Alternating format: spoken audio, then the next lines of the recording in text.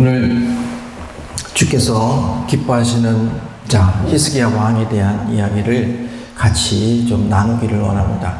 여러분 지난주 설교 저 개인적으로는 정말 좋았던 것 같아요. 그 말씀이 그 평가하시는 하나님께서 그 히스기야 왕을 평가하면서 참으로 잘했다라고 칭찬하셨던 전에도 없었고 후에도 없었다라는 그런 표현까지 쓰시면서 히스기야 왕을 칭찬했던 그 사실을 보면서 우리도 이제 마지막 백보자 심판에 나아갔을 때 하나님께 칭찬받는 삶을 살기를 원합니다.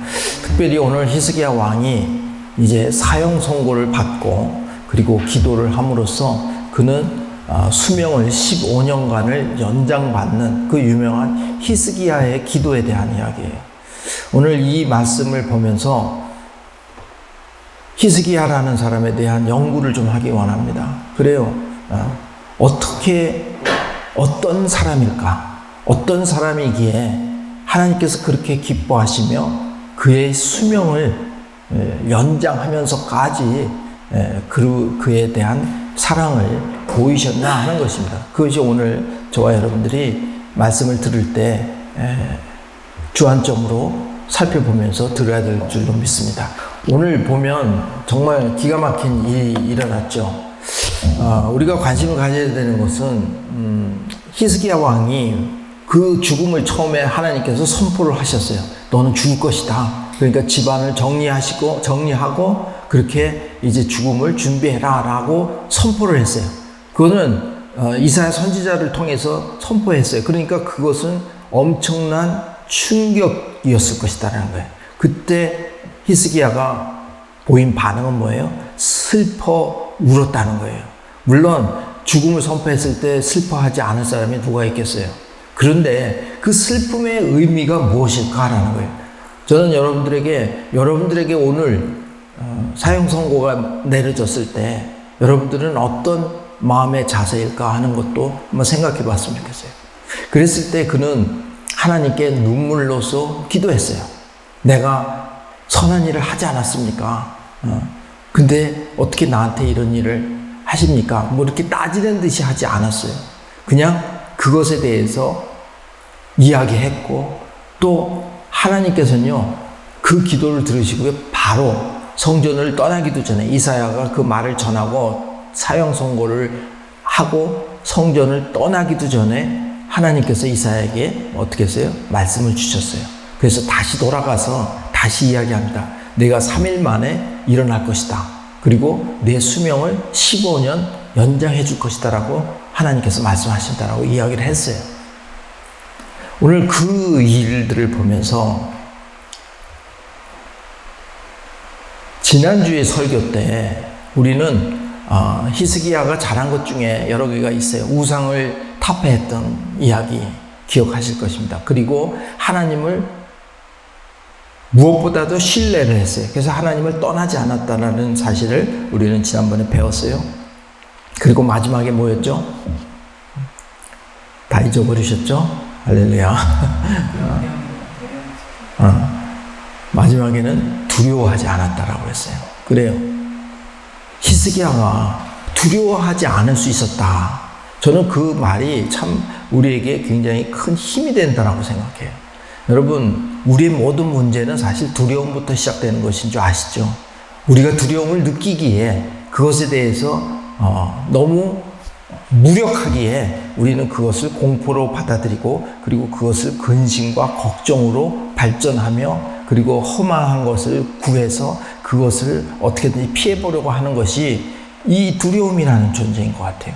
근데 히스기야는 인생에서 가장 그가 잘했던 것은 뭐냐면 그 두려움을 제거했다라는 거예요. 그래서 그 아시리아의 왕에게 조공도 바치지 아니할 수 있었던 그 일이 과연 어떻게 해서 일어났는가 저는 그것이 관심이에요. 그랬을 때 오늘 이 사건은 바로 그 조공을 바치지 않기로 작정했던 그 사건 바로 직전에 일어났던 사건이라는 거예요. 그래요. 죽음을 선고받고도 그리고 하나님의 기도를 해서 하나님의 그 능력으로 15년을 더 연장했던 이 사건이야말로 히스기야가 그 공포를 이길 수 있었던 근거였던 것이다라는 거예요. 그래서 오늘 우리는 히스기야가 선한 일을 행했다라고 말씀하고 있어요. 여호와여, 내가 주 앞에서 신실하게 온 마음을 다해 행하고 주께서 보시기에 선한 일을 했다는 것을 기억해 주십시오. 그리고 히스기야는 매우 슬프게 울었습니다 라는 거예요. 여러분, 이 본문이 오늘 그가 하나님께서 그의 기도를 들으시고 수명을 연장하게 한 유일한 증거로서 기록되어져 있어요. 그래요. 그가 했던 건 뭐라고 그랬어요? 마음을 다해 행하고 주께 보시기에 선한 일을 했다라는 거예요. 여러분, 선한 일이라는 것은 지난번에도 살펴봤지만 올바른 일이에요. 주님이 보시기에 올바른 일을 해당했다라는 거예요. 그리고 그것은 하나님의 원하시는 일이었고, 그것 중에서 제일 잘했던 게 뭐예요? 그는 우상을 타파했던 일이에요. 우상을 없애는 일. 지난번 18장 3절, 4절 지난주에 했던 말씀 다시 한번 보겠습니다. 히스기야는 자기 조상 다윗이 한 모든 것을 따라 여호와 보시기에 정직한 일을 했습니다. 그는 산당들을 없애고 주상들을 깨버렸으며 아세라 상을 찢고 모세가 만든 청동뱀을 산산조각 냈습니다. 그때까지도 이스라엘 자손들이 그것을 느우수단이라 부르면서 분향했기 때문입니다. 지난번에 말씀했어요. 이 모세가 만든 청동뱀, 저거를 깨부술 수 있었다라는 것은요, 엄청난 영적인 지혜인 것을 우리는 알게 됩니다. 그래요. 이러한 일들을 했다라고 오늘 히스기야는 이야기하고 있는 거예요. 그러므로 사실 주께서 귀하게 보시는 것 중에 하나는 뭐냐면, 얼마나 귀하게 보셨으면 그의 기도를 들어서 자연의 법칙을 완전히 그것을 능가하는 그런 일들을, 기적을 보여주셨잖아요. 해 그림자가 어떻게 됐어요? 앞으로 가는 것이 아니라 뒤로 1도를 갔다라는 거예요. 뒤로 1시간씩을 다 뒤로 되돌렸다라는 거예요. 이것은 전 우주적으로 사실은 엄청난 영향을 미칠 수밖에 없는 엄청난 기적이었어요. 근데 그 기적을 정말 수명을 연장하는 일보다도 더 힘든 일을 주께서 그것을 들어주기 위해서 그런 엄청난 기적을 행하셨다라는 사실, 우리는 이것을 기억해야 될 것 같아요. 이것을 깊이 봐야 될 것 같아요. 그만큼 하나님 기뻐하신 일이 무엇이냐? 저는 우상 숭배에 대한 이야기라는 거예요. 여러분, 제가 늘 자꾸 열왕기 하를 통해서 자꾸 우리가 계속해서 나오는 이야기지만, 하나님이 가장 싫어하는 것이 우상 숭배예요. 그리고 우상은 그 우리의 두려운 마음에 무언가를 대체해 놓았던 것들이에요. 그래요. 그래서 하나님은 이 우상 숭배에 대해서 끝장을 보기를 원하시는 줄로 믿습니다. 여러분 동의하십니까? 네.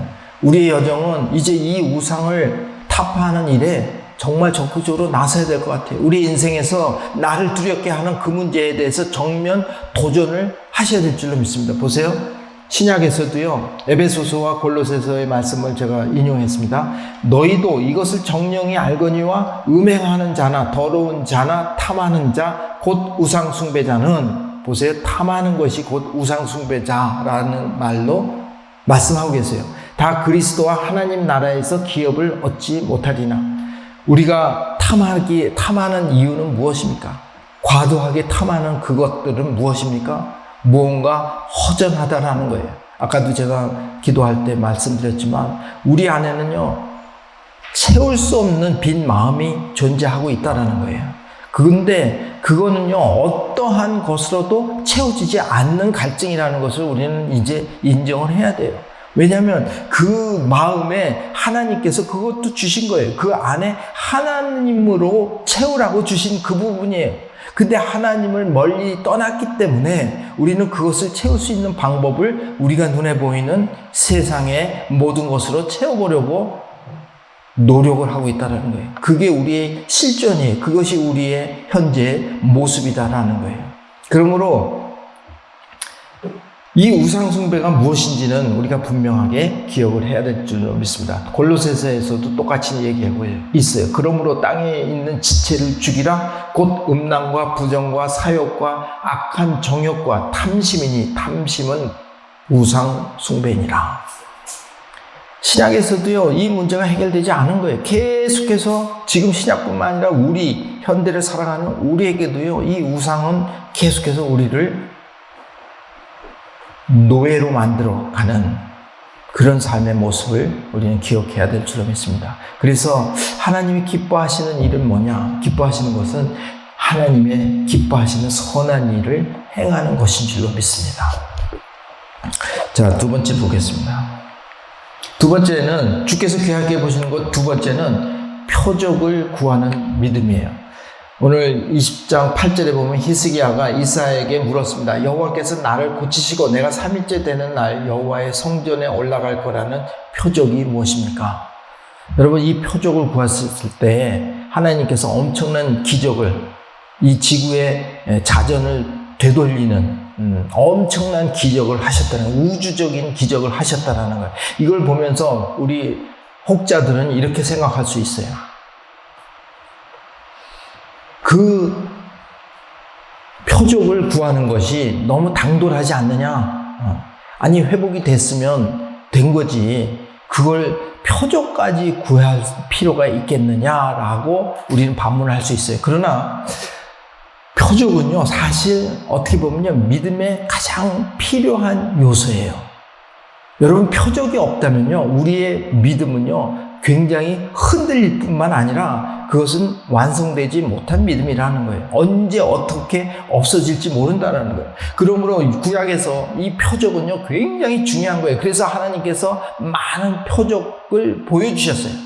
예수님께서 이 땅에 오셨을 때도 마찬가지예요. 우리가 신앙을 갖게 되는 가장 중요한 것은 예수님의 표적 때문이에요. 많은 사람들이 그 표적을 믿고 하나님의 아들임을 고백했다라는 거예요. 그러므로 하나님이 기뻐하시는 것 중에서 우리가 꼭 기억해야 되는 것은 표적을 구하는 믿음인 줄로 믿습니다. 여러분, 표적을 구하십시오. 하나님께서는요, 그 어떠한 것도 하실 수 있는, 지구의 공전과 자전까지도 마음대로 하실 수 있는 그분께서는 여러분들이 표적을 구한다면요, 그건 당연히 들어주실 것이다라는 거예요. 아멘, 할렐루야.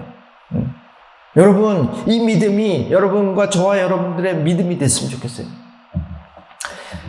보세요. 요한복음에 보면요, 이에 유대인들이 대답하여 예수께 말하기를 내가 이런 일을 행하니 무슨 표적을 우리에게 보이겠느냐. 냉철하죠. 논리적이에요. 유대인들 보이라는 거예요. 그러면 내가 믿겠다라는 거죠. 예수께서 대답하여 가라사대 너희가 이 성전을 헐라 내가 사흘 동안에 일으키리라. 여러분, 사실 예수님께서 행했던 기적과 표적과 이사들은요, 많이 있었어요. 죽은 나사로도 살렸고, 죽은 병자들도 다 눈을 뜨게 하고, 모든 그런 기적과 이사를 했어요. 그러나 그것은 믿을 수가 없다라는 거예요. 얼마나 강박하면. 그러니까 큰 기적을 보여주라 했어요. 그때 예수님께서 이렇게 이야기했어요. 내가 너에게 보여줄 수 있는 것은 지금은 없다. 그러나 내가 너에게 보여줄 것은 요나의 기적이다. 그 말씀하셨어요. 그 요나의 기적은 뭐예요? 다시 부활할 것이다라는 그 말씀을 거기에 빗대서, 요나의 사건에 빗대서 말씀하신 거예요. 그러므로 오늘 이 말씀은 이 성전을 헐라 내가 사흘 동안에 일으키리라. 이것도 은유로 이야기한 거예요. 그러나 이 말씀은 뭐예요? 유대인들이 가로되 이 성전은 46년 동안의 지었거늘 내가 3일 동안에 일으키겠느냐 하더라. 그러나 예수는 성전된 자기 육체를 가리켜 말씀하신 것이라. 죽은 자 가운데서 살아나신 후에야 제자들이 이 말씀하신 것을 기억하고 성경과 및 예수의 하신 말씀을 어떻게 했다고요? 믿었더라. 여러분, 표적이 있어야 돼요. 표적이 있어야 돼요. 여러분 가운데 표적이 있습니까? 여러분 표적 구하셨습니까? 여러분, 정말 하나님이 살아계시다라는 그 표적을 구하는 것은 아주 하나님 기뻐하시는 그런 신앙인 줄로 믿습니다. 그래서 하나님은요, 너희들이 그냥 어떤 종교, 그냥 내가 마음을 쏟을 어떤 종교가 필요하다, 그래서 믿는 종교가 아니라 여러분들의 삶 전체를 올인할 수 있는 그런 대상으로서의 하나님을 너희들이 체험해라. 내가 표적을 보여주겠다. 하나님의 목적은 뭡니까? 이 땅에서의 삶의 목적은 뭐예요? 저는요, 성경을 보면 볼수록 우리의 인생은요, 이 땅에서의 삶이 전부가 아니라는 사실에 더욱더 확신을 갖게 돼요. 여러분, 지난주 성경 말씀에 얼마나 무서운 말이 있었어요? 여러분, 무서운 말 있지 않았어요? 죽은 자가 뭐예요? 무덤에서 일어난다고 그랬어요. 하나님께서 마지막 때에 죽은 자의 무덤을, 음부를 열어서 죽었던 자들이 다 일어나서 하나님의 심판대에 쓴다라는 거예요. 여러분, 죽음의 끝으로 생각했던, 죽음은 끝이야. 죽음은 끝이야. 그러니까 그냥 아무렇게나 살자. 이런 마음을 가졌던 자들에게 얼마나 무서운 이야기겠어요.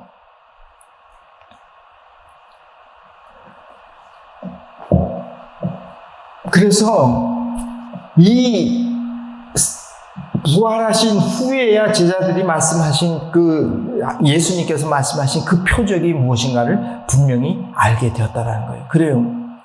신약에 그 많은 사람들이 믿게 된 그 근본에는 예수님의 부활의 사건이 있는 줄로 믿습니다. 그래요. 그 부활을 믿었기에 그것이 표적인 줄 믿고 우리는 신앙생활을 하는 거예요. 그리고 여러분들의 개인적인 표적이 다 있어야라고 생각을 해요.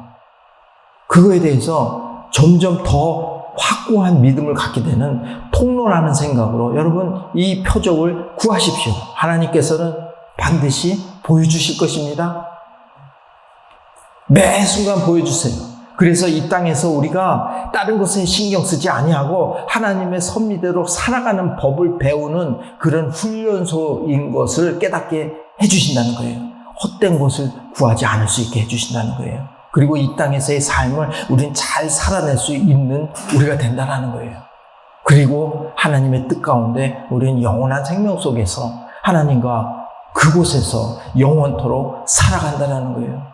저는 어떤 상황인지 모르겠어요. 그러나 현대어로 다시 천국이라는 그 한마디로 표현된 우리의 어떤 것들은 다시 부활한 후의 삶은 뭔지는 모르지만 한 가지 분명한 것은 기가 막힌 삶인 줄로 믿습니다.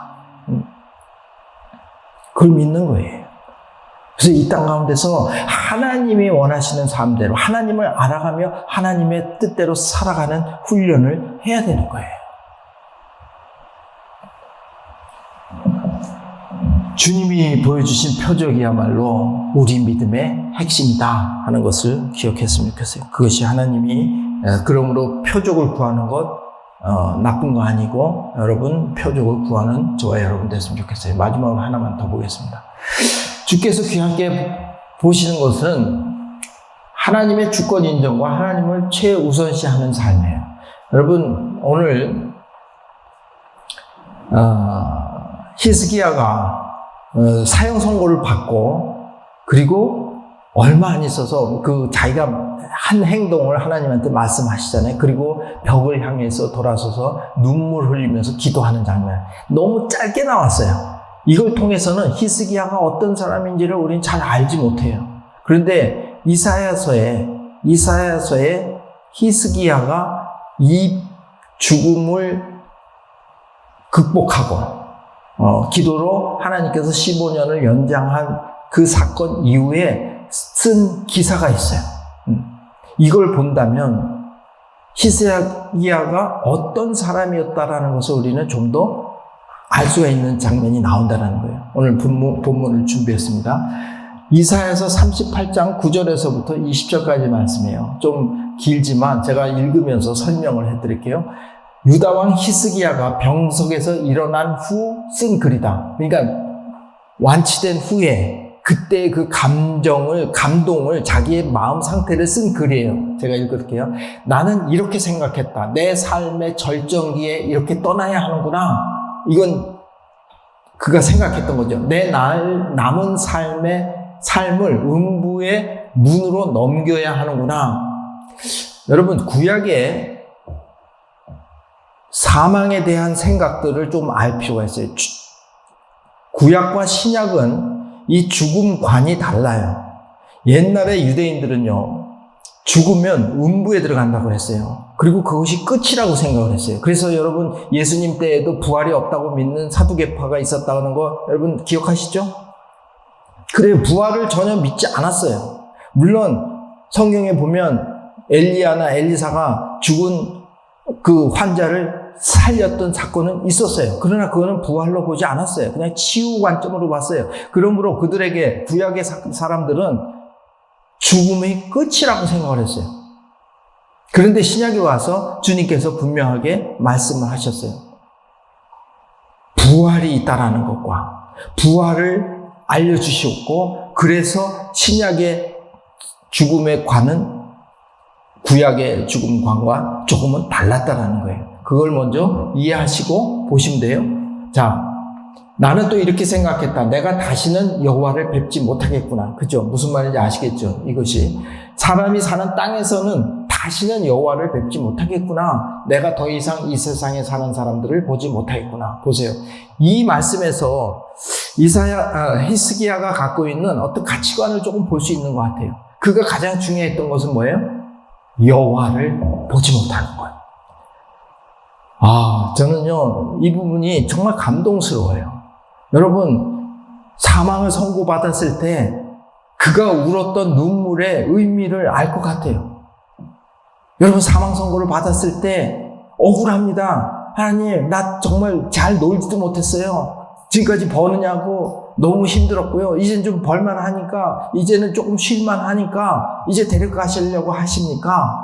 만약에 그게 억울해서 울었다면 사실은 그거는 지극히 뭐예요?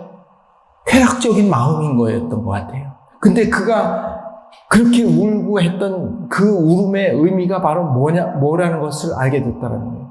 여호와를 뵙지 못하겠구나 하는 그 안타까움 때문에 울었다라는 거예요. 하나님, 내가 하나님의 일을, 선한 일을 많이 했잖아요. 그게 저는 투정으로 봐였어요. 이렇게 많이 했는데 왜 나를 데리고 가십니까? 아마 우리도 그랬을 것 같아요.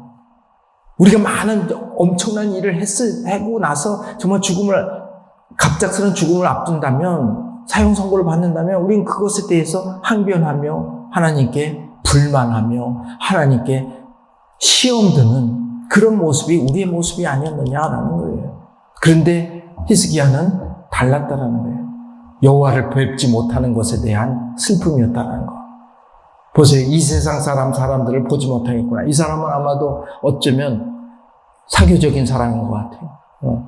가족을 사랑했던 사람인지도 모르겠어요. 어찌됐든 이 두 가지를 가장 중요하게 생각했다라는 거예요. 그런데 그것보다도 세상 사람을 보지 못하겠는 것보다도 여호와를 보지 못한다는 것을 더 크게 우선순위를 그곳에 두었다라는 거예요. 자, 목자가 자기 천막을 거두는 것 같이 내 장막도 뽑혀서 옮겨지겠구나. 이건 죽음을 비유하는 거죠. 배를 걷어 마는 것 같이 내 삶이 돌돌 말려가 버리겠구나. 주께서 배틀에서 나를 끊으실 것이다. 주께서 나를 조만간에 끝장낼 것이다. 내가 밤이 새도록 기도했지만 주께서는 사자처럼 내 모든 뼈들을 부수어 버리셨다. 주께서 나를 조만간에 끝장내실 것이다. 내가 제비처럼 학처럼 아우성쳤고 비둘기처럼 신음했다. 내 눈은 하늘을 쳐다보다가 피곤해졌다. 여호와여, 괴롭습니다. 저를 도와주십시오. 그러나 주께서 내게 말씀하셨고 주께서 행하신 일인데 내가 뭐라고 말할 수 있겠는가? 이건 하나님의 주권을 인정하는 자세인 것 같아요. 그래요.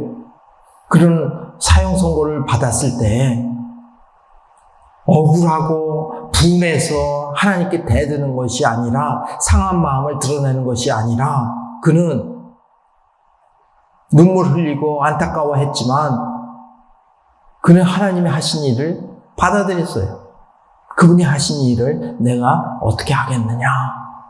그것은 하나님의 주권을 인정하는 삶의, 신앙의 자세인 줄로 믿습니다. 그래요. 우리의 삶에 많은 일들이 일어나고 있어요. 정말 불합리하고, 정말 내가 무언가 나서서 투쟁해서 싸워서 이겨내야 될 것 같은 그런 주제들이 우리 주위에 너무나 많이 있어요. 물론 그런 시도들도 중요하고 필요한 일들입니다. 그렇지만 더 중요한 것은 하나님의 주권을 인정하는 그런 신앙의 자세인 줄로 믿습니다. 그 다음에 주여 이 모든 일 때문에 그리고 이 모든 일에도 불구하고 제가 다시 살아났습니다. 주께서 저를 회복시키고 건강을 주시고 저를 살게 하셨습니다. 보십시오. 제가 그런 고통을 당한 것은 분명히 제게는 유익이었습니다. 보세요. 우리 고통과 고난과 힘든 일들 우리는 빨리 피하기만을 바랍니다. 그죠? 빨리 좀 없어졌으면 하는 것이 우리의 소원이고 우리의 바람이에요. 그래서 기도하고 또 그래서 신앙의 열심으로 하는 이유 중에 하나가 사실은 우리의 문제를 회피하려고 하는 문제를 빨리 해결받고자 하는 그런 몸부림일 수도 있을 수 있다는 거예요. 그러나 히스기야는 달랐다는 거예요. 그는 이 고통은 내게 유익이었습니다 라고 고백할 수 있는 성숙한 신앙인의 모습을 보여주고 있다는 거예요. 저와 여러분들이 본받아야 될 신앙의 자세인 줄로 믿습니다. 하나님께서 기뻐하시는 것은 하나님의 주권을 인정하는 것이요 또 그 무엇보다도 하나님을 최우선시하는 그런 자세인 줄로 믿습니다. 마지막에 하나 더 보겠습니다. 음부가 주를 찬양하지 못하고 죽음이 주를 찬송하지 못하지만 저 아래 구덩이로 내려가는 사람들은 주의 신실함을 바랄 수 없습니다. 오로지 살아있는 사람들이 오늘 제가 찬양하듯 주를 찬양할 수 있습니다. 아버지가 자식들에게 주의 신실하심을 말하고 있습니다. 여호와께서 저를 구원하시니 우리는 한평생 여호와의 성전에서 현악기를 타면서 노래하겠습니다. 사선을 넘은 자만이 할 수 있는 고백이에요. 평생에 하나님을 여호와를 타면서 현악기를 타면서 찬양하겠다. 이것이 주님이 기뻐하는 신앙인의 모습인 줄로 믿습니다. 여러분 어떠한 순간에도 하나님을 찬양하는 것 그것이 우리의 마음을 지키는 유일한 통로인 것을 믿으시기 바랍니다. 하나님께서 그것을 우리에게 축복으로 주셨어요. 늘 찬양하십시오. 찬양하십시오.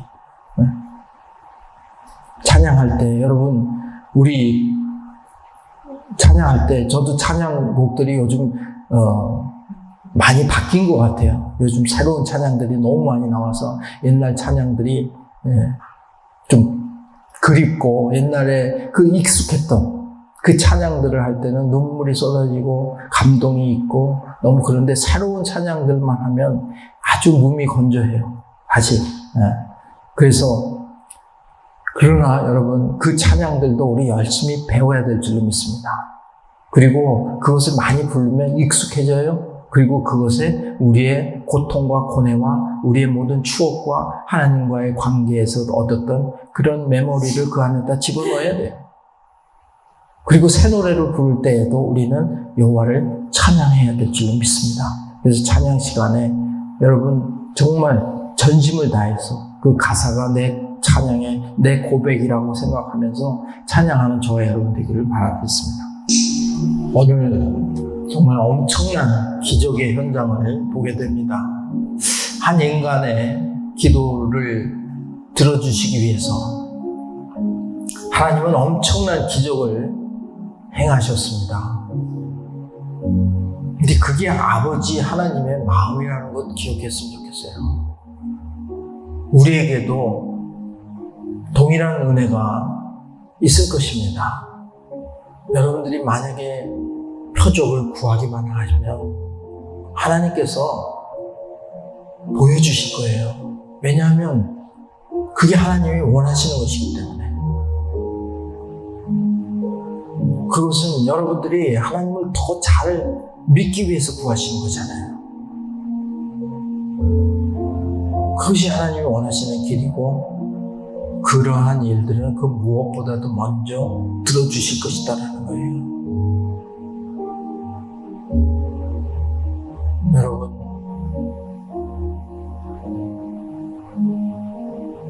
정말 그 두려움을 하나님의 사랑으로 채우십시오. 주님의 사랑으로 채우십시오. 히스기야의 기도, 히스기야가 오늘 어떤 사람인지를 어렴풋이 볼 수 있는 이사야의 말씀을 보게 되었어요. 하나님을 최우선히 수여하고 그의 주권을 온전히 인정하는 그런 겸손한 자세, 우리 그런 자세를 닮아가기를 원합니다. 오늘 조용히 묵상하면서 기억에 남는 성경 구절을 떠올리면서 기도하십시오. 이런 마음을 주십시오. 이런 마음을 갖기를 원합니다. 우리 다 같이 통성으로 조용히 묵상하며 나아가는 시간을 갖습니다.